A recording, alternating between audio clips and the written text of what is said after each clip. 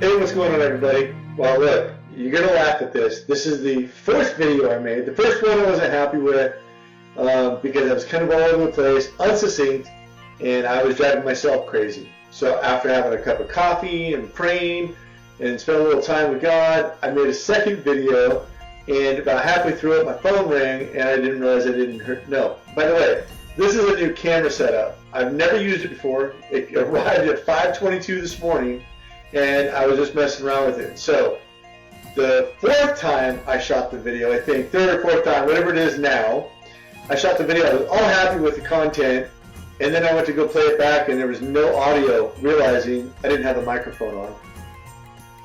What can I say? So I'm going to pause really quick and double check it now. We're back. Now I just need to adjust that. Okay, so yay, the audio is working. Clearly I don't have to project as much as I think so because it was distorted on the microphone. Now watch. When I play it back on the computer, it's probably going to tell me it wasn't enough. But we'll deal with that down the road. Listen, we wanted to give you an update really quick of what's going on in the world of Russ and Lisa. We actually did a few update videos over the weekend. To be honest with you, I felt like they were a little cheesy, and we owed it to you, our supporters, our board, and everybody else, a little bit of an explanation of where we're at. This past weekend we had an open house on our home, and the weekend before we had open house as well. And out of those open homes, we only had one. Actually, we didn't even have one person show up at the open house. We had one person come in on a visitation, and then we had two other people actually book with us. One just came by and was like, "Oh, you're selling your house? Can I see it?" Another friend thought there was an open house going on at the time, and he stopped by and took a look at the house. One of which was relatively serious, and they are looking to do some financing to see what they would qualify for, but you know, until we have an offer, nothing is said and done, and maybe this isn't the home for them. So realistically and moving forward, everything that Lisa and I have planned from here forward is actually triggered on the sale of our home. Now, older and wiser, I recognized early on, like, there's a reason that God does everything. So what could be the reason for the delay? Well, let me tell you, there's a couple challenges that we're having. One, we just lost a financial supporter. Not because of anything we did or said or are doing or going, but in a few months, one of our supporters is losing a lot of their income for good reason, but they didn't see it coming. And so we're going to be losing a big portion of our support, and that's okay. But that could be the reason why we're not over there. It would be horrible to be in the United Kingdom and be getting the ball rolling and think life is good, and then for that to happen. So it happened, and we're dealing with it, and we're moving forward. What that did do is we just moved up to our goal, and now we're back down a little bit, and that's okay. But again, God's got a reason for everything that happens. It's according to His perfect and pleasing will, right? And we're subject to that. So we are, in this time, we're going to continue raising support and get that funding where it's supposed to be so that we can get moved. So what happens, Russ, if you guys sell your house? We're out of here. There's no doubt that we're out of here. With the sale of our house, if we get what we want, we can actually self-support and continue to hold ourselves over while we're there for a little bit. But in the meantime, just so you guys are aware, if you're not aware, we formed God's Not Dead Ministries here in the United States, a nonprofit, a 501c3, for the purposes of what we're doing. And we did that knowing that we had to be able to have a way to raise funds and give people tax breaks to support our mission, right? And that's what we did. And so we became a 501c3, and we're going to be changing a few things in concordance with that 501c3 with some changes that the IRS has made recently. One of them is we're going to change our name to God's Not Dead God's Not Dead Ministries US, but we also have to come out from underneath the private to a public filing. So we have that all in place. It's just a matter of pulling the trigger and spending the $600, and that'll probably be done sometime today or tomorrow. The other things that have been done is that Lisa is the new director over God's Not Dead UK. And we did that so that we can accept funds there, operate as a business, and moreover, we discovered that we can actually become a sponsoring agency for our own visas, and we could self-sponsor ourselves every year for up to 5 years. After 5 years, we can actually do what's called IDL, or a displaced person, basically, of saying like, hey, don't want citizenship, we just want to be recognized as being here, work in the UK, we're good people, we're not breaking the laws, we're contributing, and we're bringing something to the United Kingdom, if that's how God sees it. So, and truth be told, that's the way we're leaning. Let's just be honest. Possibly even dual citizenship. We'll see. There's still unknowns that we just don't know. Not many people have done what we're doing. Okay? Not many people go, hey, I want to find a way to get to the UK, and look at different organizations and go, that's not what we're called to do. This is what we're called to do. And start their own organization and do support raising, and then start another organization. And by the way, staffing both of them at the same time with volunteers, people who believe in what we're doing. And so there's just so much going on, so much going on. Here's what we would appreciate from you over the next couple days. Please be praying for the sale of our home. Please continue praying for our support. It really means a lot to us. And here's what might surprise you. One of the things that we have learned in the support raising isn't about the monetary value.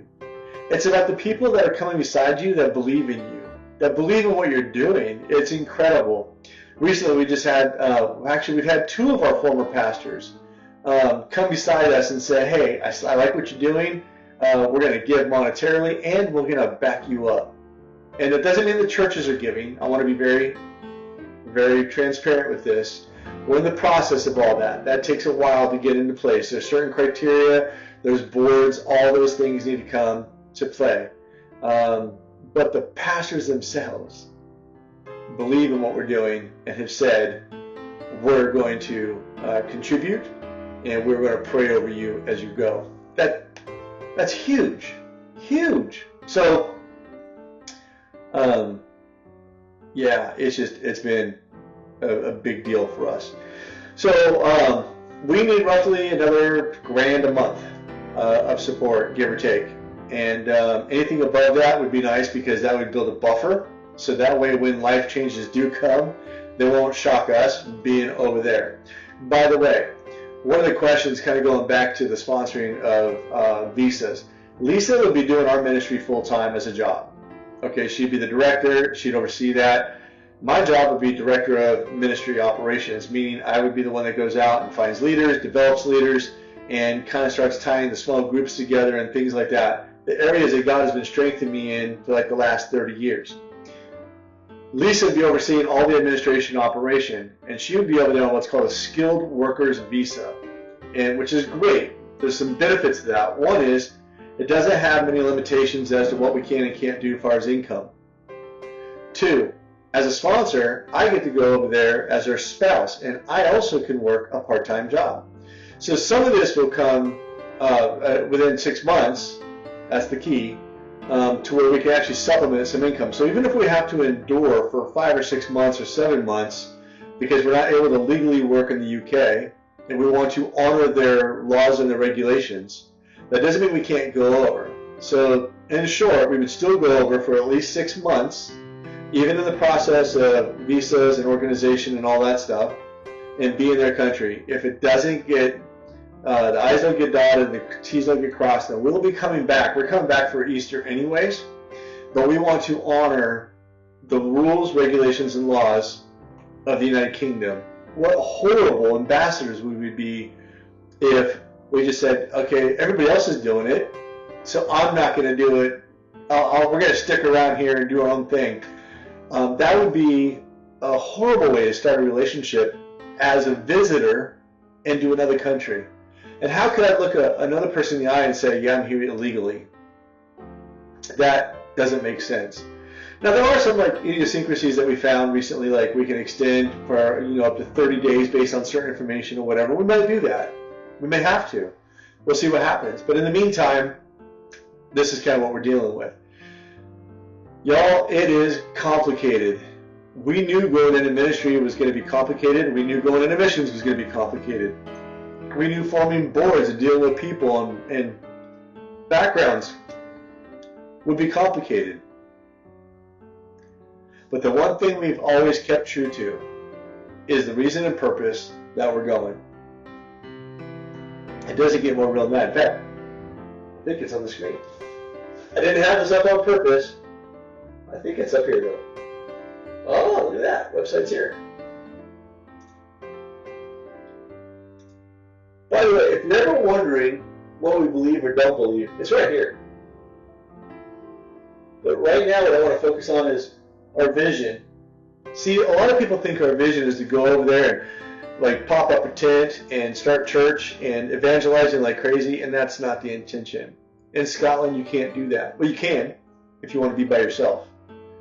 But the best way, just as Jesus did, was to start developing relationships. And Lisa and I have started doing that with people there. Developing lifelong relationships, in fact. We were there almost a year ago, and people are still talking to us from our first visit. That's pretty cool. Okay? And then they saw us again in July, and they were like, man, these people are serious. And so our vision is very simple. It's to reach the lost through serving the children of God, to lead a radical transformation for Jesus Christ in Scotland and around the globe. And we use Matthew 20:28 for our vision cast on that, which is that the Son of Man didn't come to be served, but he came to serve. See, that's the whole point.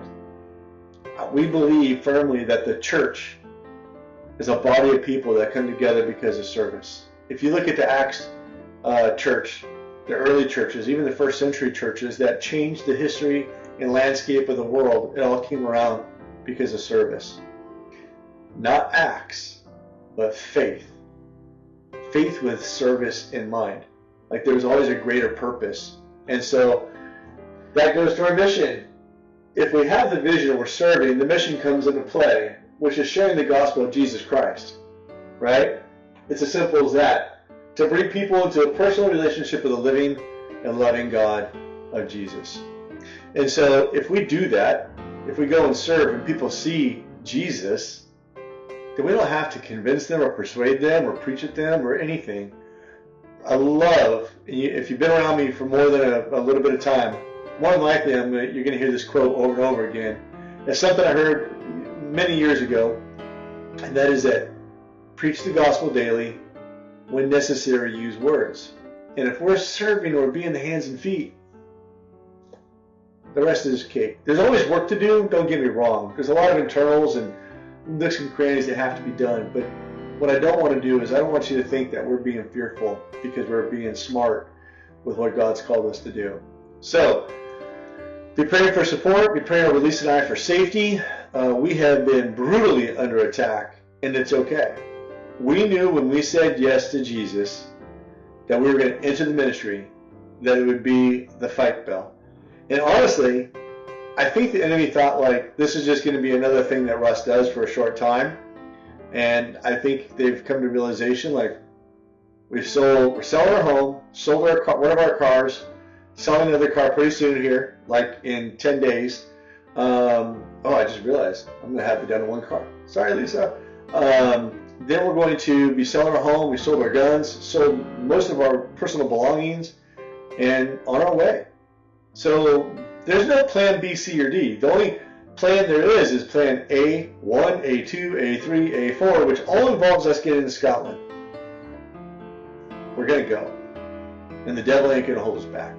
So, be praying for us, please.